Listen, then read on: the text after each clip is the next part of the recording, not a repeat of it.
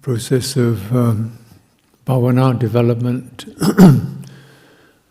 Bhavana is one way of phrasing it, cultivation, that which grows, that which ripens, that which matures. There's other images are of filling and flooding. So just as one should not think lightly of one's virtue, thinking no good will come of this.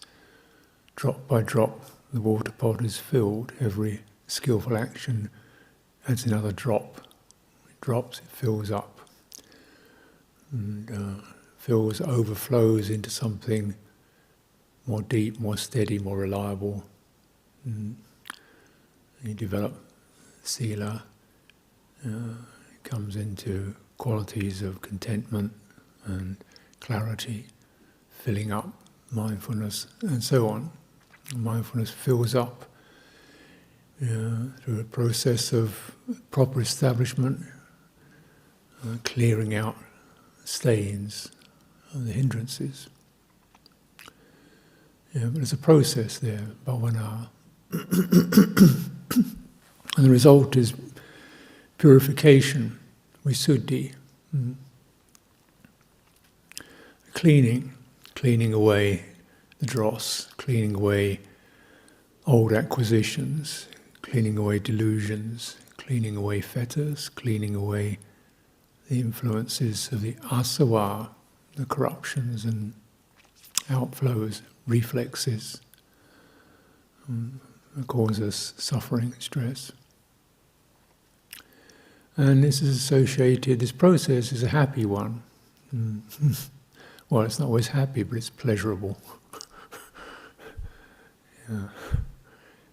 Sometimes there's work, which is hard, but the result is, that's pleasurable. It's a relief. Pulled the thorn out, got the weight off my back. Just like the relief of pulling out a thorn. Not comfortable experience, but ease. And so that ease is to be lingered in, and it provides a kind of a food or a fruition. It fills up, and it tends to encourage the mind to go further, because the mind is moved and by happiness, pleasure. But this kind of happiness just doesn't cause it to jump and grab, it causes it to open, which is a different kind of pleasure, different source of pleasure. It's still agreeable. It's the agreeableness of non-grasping, of opening, and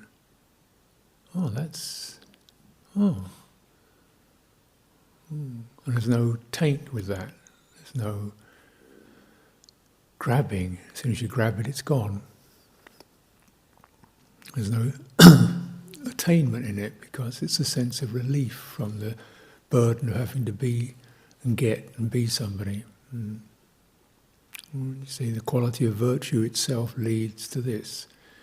It's not that I'm such a virtuous person, I've got it all right and everybody else is this. No, that's not it. That's grasping.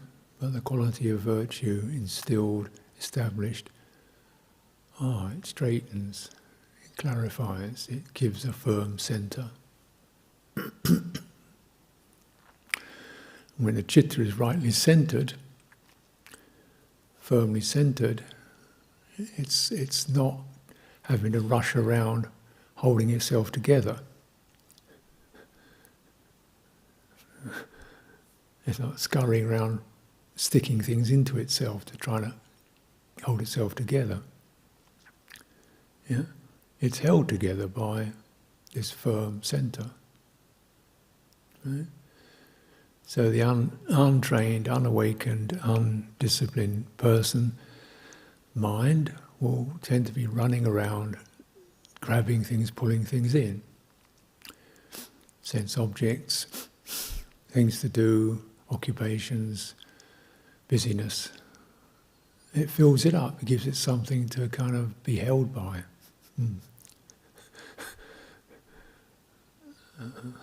And then the holding is always pressurized, compulsive, active, and it's insatiable because the actions don't actually, they're not very good at holding it together because they pass.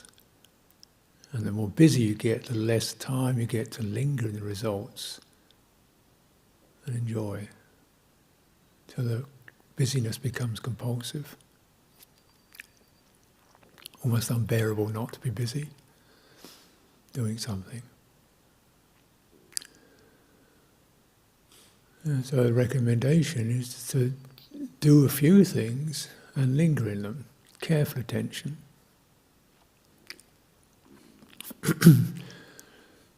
Things that are just blameless, good, generosity, honesty, loving kindness.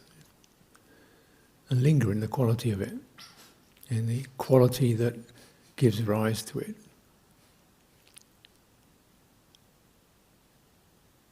What's the quality that gives rise to it? Right view.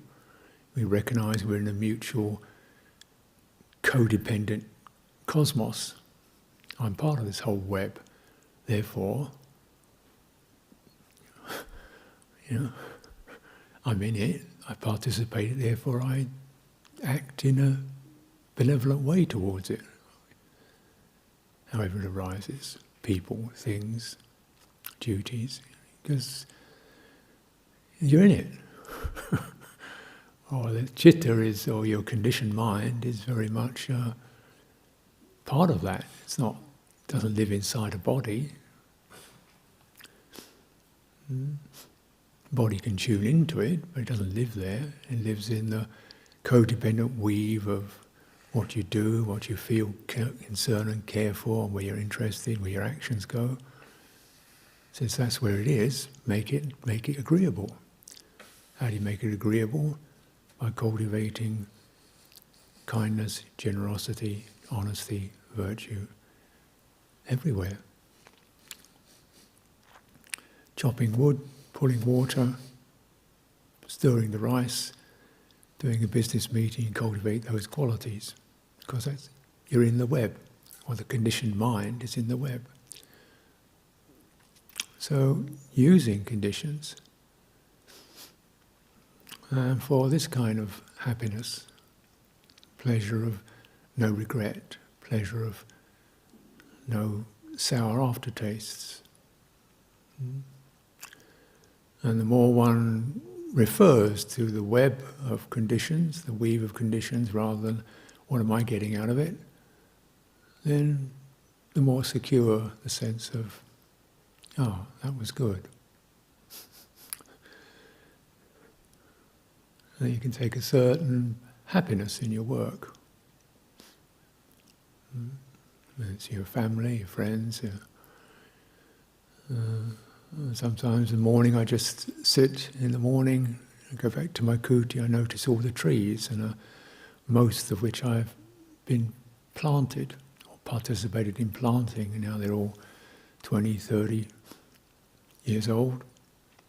And creatures, squirrels, birds, living off them, and producing health and vitality, clean air, and giving a sense of a delightful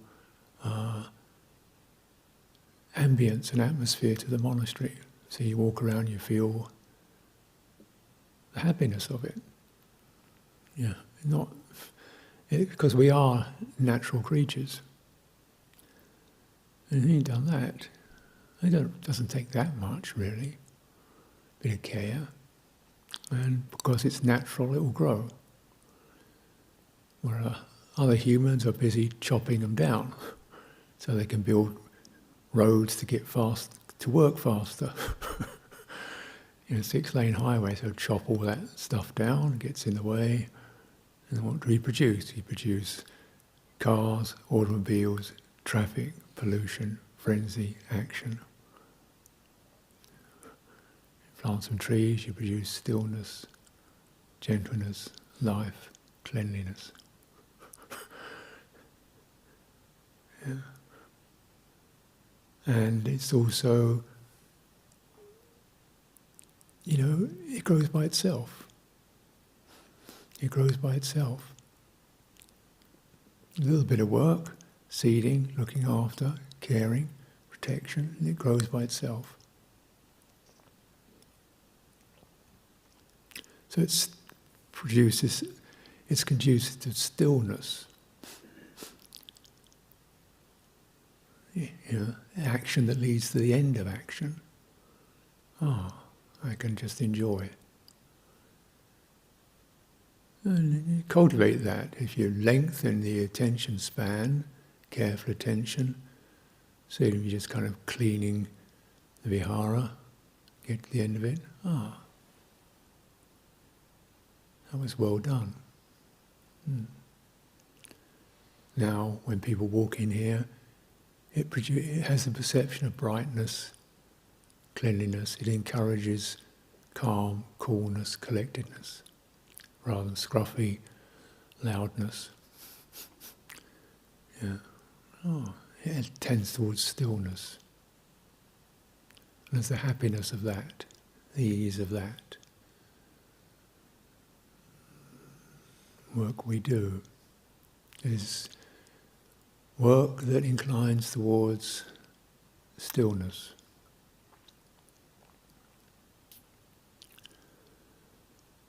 And when you're working in the natural world, when you're including your chitta is a natural phenomenon, you realise, it will grow by itself and it will shelter you.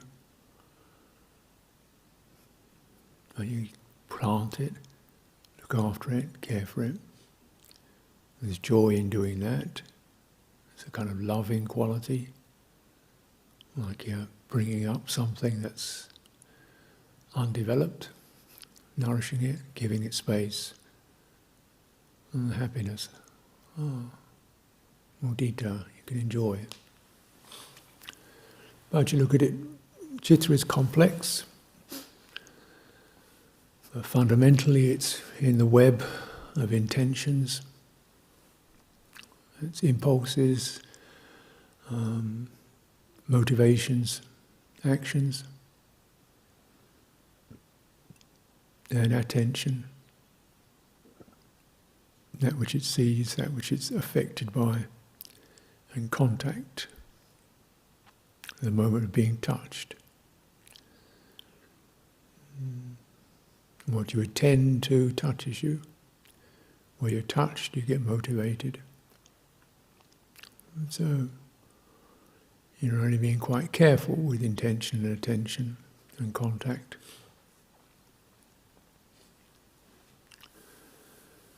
So, when we understand this, as a group understanding of it, we can cultivate a culture where contact is gentle, minimal, appropriate. Verbal contact, appropriate, gentle, minimal. That's that which is conducive, easeful, not cluttering, jangling, overloading. And stillness, action that leads to stillness. This is the sila, both in the obvious sense and what's called the abhisamachara, the higher cultivation of conduct, moving around in a way that's spacious, gives people time. Body language is soft, not intrusive. Getting your breakfast, it's not distill those impressions that can give rise to the feeling of kind of everybody barging in and getting their grub. No, everyone who's encouraging a sense of, please help yourself, More everybody help themselves, everything quietens down, it cools down, it slows down. And there's an atmosphere of, we're aware of each other. We want each other to be happy. my bit in it is only one part of it. The main thing is that the whole web of the community feels agreeable. You cultivate like that. There's not just kind of some order, but really for a happiness that leads to stillness.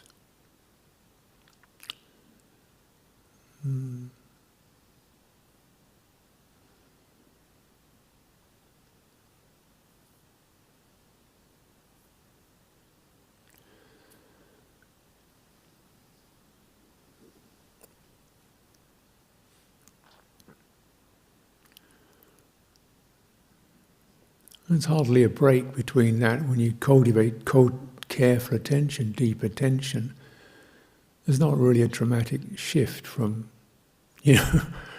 doing things to meditating. It's more or less the same process. You're just kind of internalizing it, slowing it down, taking it deeper.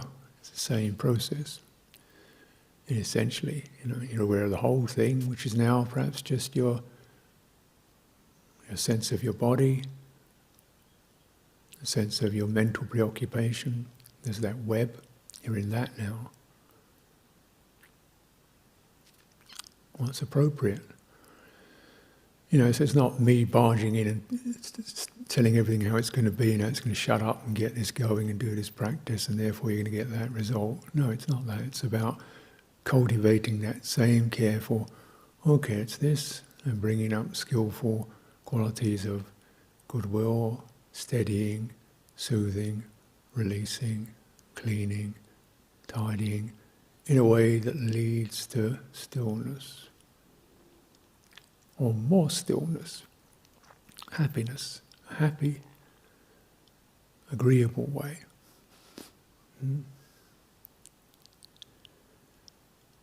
Now, if you're saying you've got to get still, then already we've lost it. It's not. That's the wrong tone, isn't it? Because that's the wrong kind of intention. Well, check it out. Don't believe me.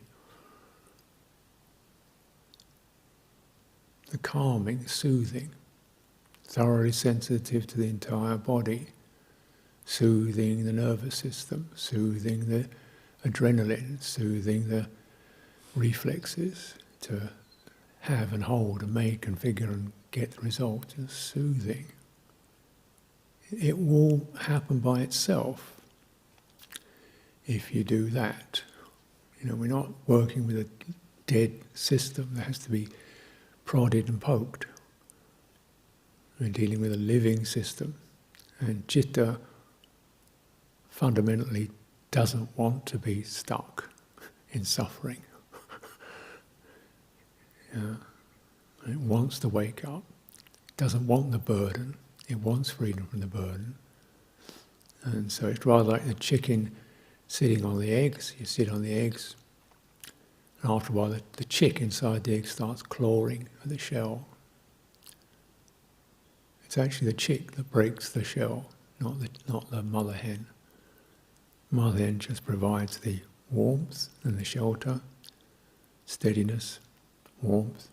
Chick, as it grows, starts scratching, cracks the egg. This is the way like this in the citta. Now, if you're always jumping up and down on your eggs,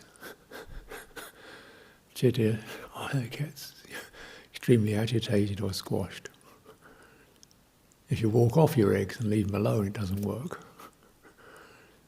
It's just that steady covering with awareness and right intention.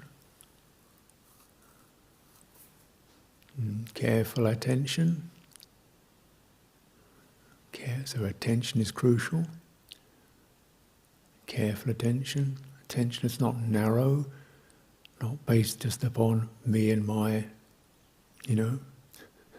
aims, but attention to the field that you're experiencing. Embodiment, mentality,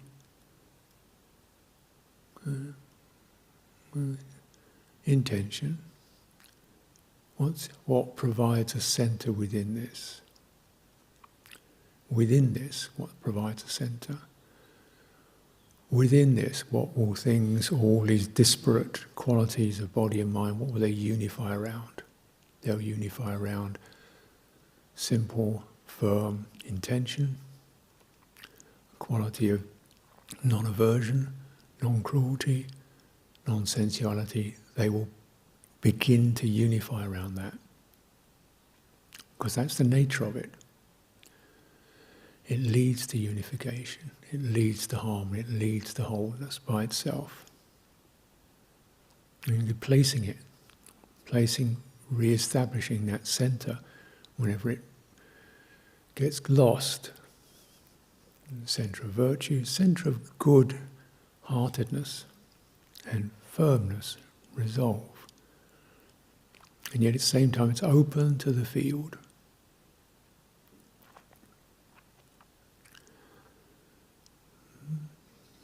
Covering it. Careful attention, combing the field. Your thoughts and what's this one? They begin to just straighten out. We recognise a thought. Oh, this is restless. What's needed? Just steadying. This is irritation. What's needed? Steadying, attention, listening. This is passion. What's needed? Steadying, attention, cooling. It's pretty simple medicine in some ways. But there's also specific qualities that arise to respond to. When is the time to incline to the firmness when things are really running wild? When is it time to incline to the openness when things feel very tight and locked in? When is it time to attend to the warming when things seem very bleak? And these are just aspects of that which will provide a centre for us. None of them are disagreeable. They're all things that we surely intuitively appreciate. I know, scrambled, chaotic, locked in, frenzied.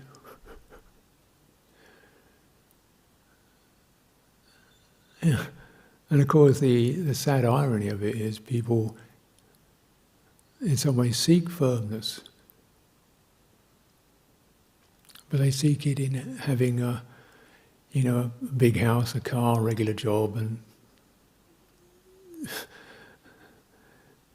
you got definitely some so-called security, except when things break down, as they do, or when the job folds up, as it does, or when that health goes, as it does, or when, as it does, because it's external. And seeking of firmness is a valid seeking, but where is it?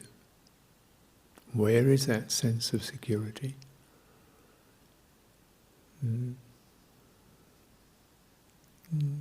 Most obviously it's right where your heart is, right where your longing for security is right there.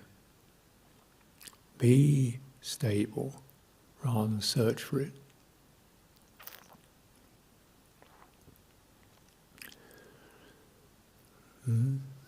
Be stable, be the stable presence. Gradually the chaos will begin to still. Requires deep attention, careful attention.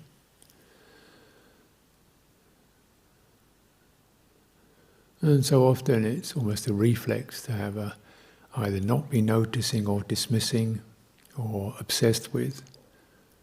Just noticing, say, rather than getting, what's the difference between giving careful attention to a thought and getting caught in it? Train of thought. Contact.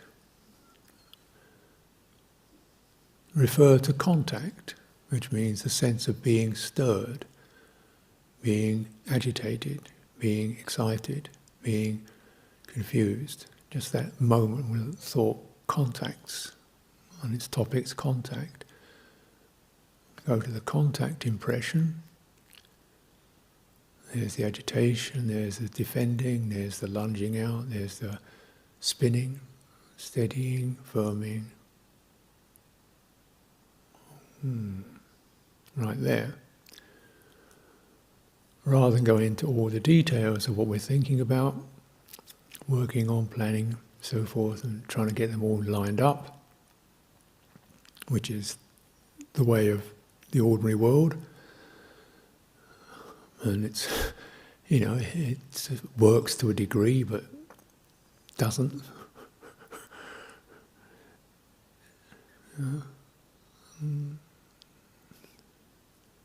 It's not going to get firmed up. Just do good enough with that. Firm up the resolve of why we think. What's the point of it? What's the motivation? Just for clarity, for calming, for ease, for stillness. Make sure we recollect that. And this is the kind of deep attention process that takes you into what, for want of a better word, is called meditation. The fundamental thing being it's a simplification, because now you deal much more with the roots of experience rather than all the blossoms and the details. You deal more with the roots, such as aversion or kindness, non-aversion, contentment or greed. And these are stark terms. When you get to the root, you begin to recognize, oh, yeah, that's true. Didn't realize it when it had all this dressing on top of it.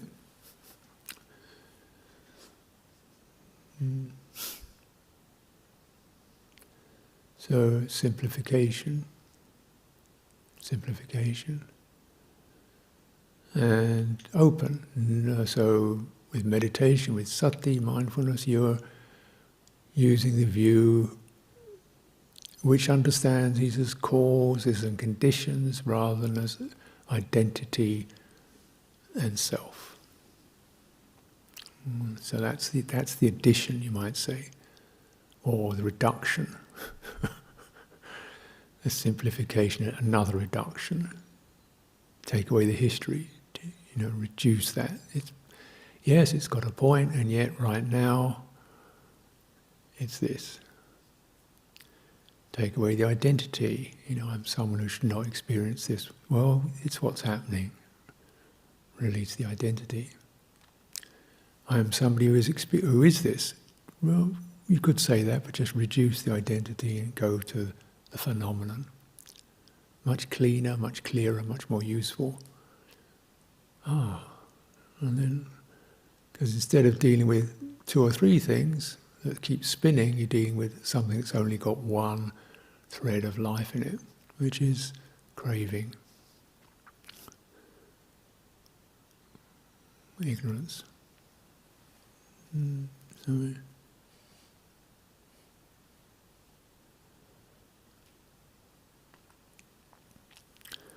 So there's a certain happiness that comes with cultivation of calm. You see, you begin to also discern the qualities of agreeable experience in meditation, and the movement of happiness is much slower and gentler than, say, the happiness of listening to music or various forms of sport or entertainment. It's a slower, gentler kind. The contact is lighter. The mind is more, that lightness encourages the mind to just be open to receive the lightness. And again, if our mind is not accustomed to this, you don't really get it. because the mind has to be fairly open and quiet to receive that happiness. Oh yes, it is agreeable. That ending of that particular tangle, that freedom from remorse, that absence of pressure. Oh yes. That steadying. Oh yes. That is agreeable. So it's really quite a careful process. If you're putting too much of your self-effort into it, you miss it. Because there has to be that time, like the ending of an out-breath, where you just let it go and stay open.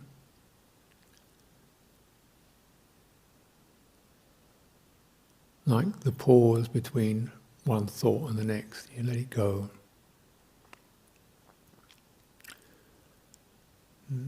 Between one set of preoccupations and the next. I'm doing this and doing that, doing the chores, and it's 10 minutes before the meditation period begins, and just stop.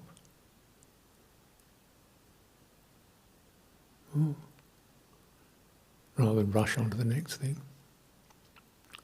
There's quite a lot of space in our days here. Even the meditation itself encourages spaciousness, even more than that. A lot of time we just, tidy up and then, what am I supposed to do? What am I supposed to do? What am I supposed to do?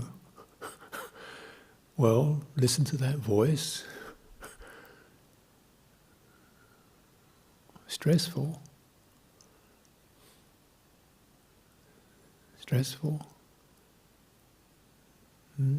It's steady, open to that. Body is still here. Breathing is here. Walking is here. Goodwill is here. Just do that. You don't have to have a form to do it in. Forms help, but you're not just moving from one form to another. So sometimes when I teach retreats, the manager comes along and says, "What's the schedule?" I say, well, what is it? Walking, sitting, walking, sitting. I say, well, we'll start off with a talk and then we'll see how it goes. Just say morning, there'll be meditation. Well, how much walking is it? Well, it's kind of up to, like every moment doesn't have to be filled in.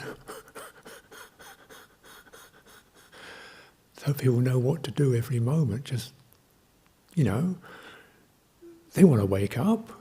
They've got bodies and minds. Just there's all kinds of things they're not doing. Okay, there's this period and that period, and then just see what happens. You can still walk, sit, lie down, just refrain from talking. Be with that, and contemplate. Because if you want to wake up, that's what you do. It's not an imperative, it's like you've got something better to do. And if it's just that process of carefully attending to one's thought processes, one's emotional movements, one's feelings, there you are, you're still alive, it's your life. Careful attention. So you're also getting that sense of it's no longer I've got to start at 8 and finish at 9, how long does this go on for? That's pretty stressful. Clearly we have those signs to act as a kind of a group affirmation, a group resolution. Great, helps. Helps steady the atmosphere. Helps get the group resolve. But, let's use it carefully. So you don't get this on-off sense. Just moderations in tonality and contemplating contact, physical contact, what arises. Thought contact.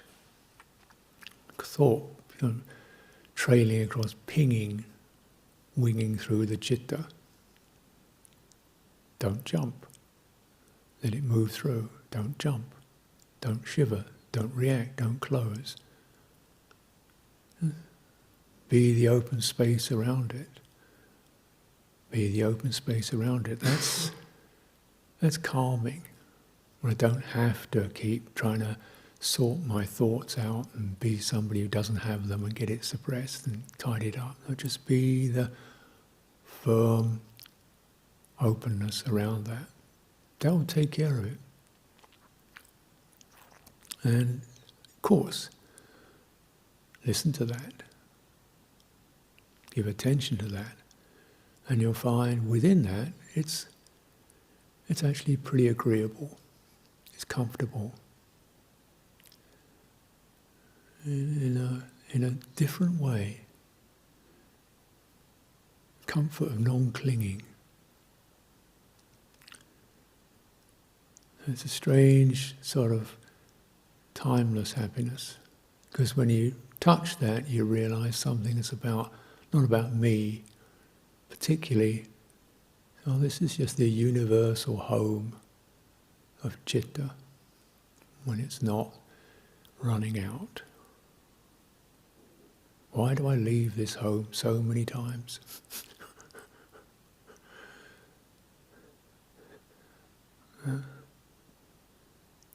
To appreciate it, enjoy it.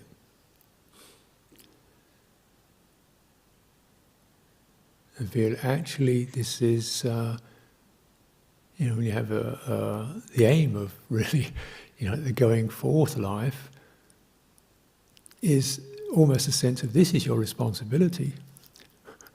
You don't have to raise the kids. You don't have to, get the money in. But you still have responsibility in a way. It's a joyful responsibility, as we hope that having children is. And it's a similar thing. Here you're weaning and raising the citta. And so we have that sign. This is what we have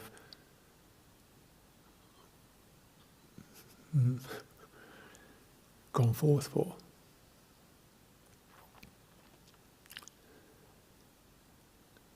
And like any kind of cultivation, there's the work, there's the enjoyment, there's the rest, the relaxation, the contemplation, the letting it grow. And these, you're beginning getting a sense of how cultivation becomes almost, ongoing. Just like the trees. They don't say, oh, it's 10 o'clock, we stop growing at 10. We don't start growing until 6. No, we just keep. Maybe slows down, changes the rhythm. Wintertime, we take it easier. Springtime, we get a little more lively. But essentially, we're alive. And we're doing it.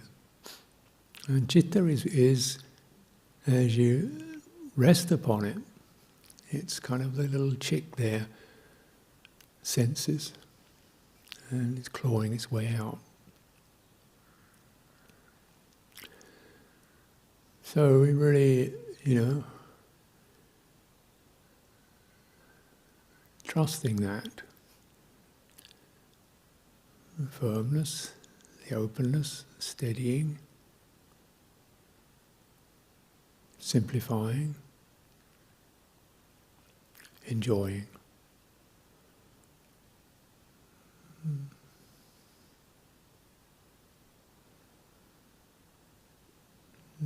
And what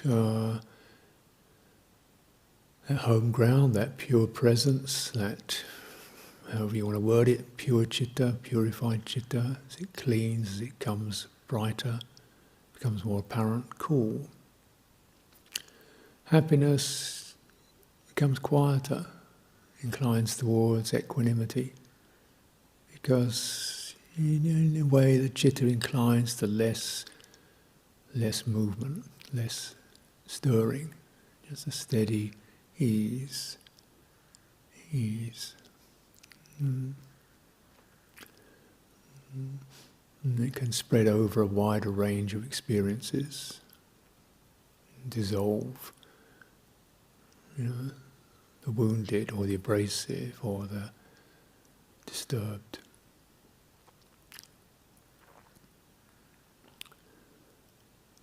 So let's take some time. We've been practicing, 4 or 5 days now in this particular form, and hoping to you sense benefits growing just by the fact of bearing with it, staying steady, and clearing away what doesn't need to be dealt with, and simplifying your experience.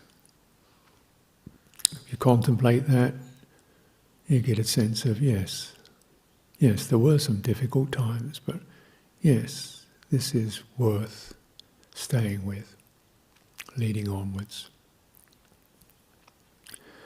So let's take some time for direct silent practice.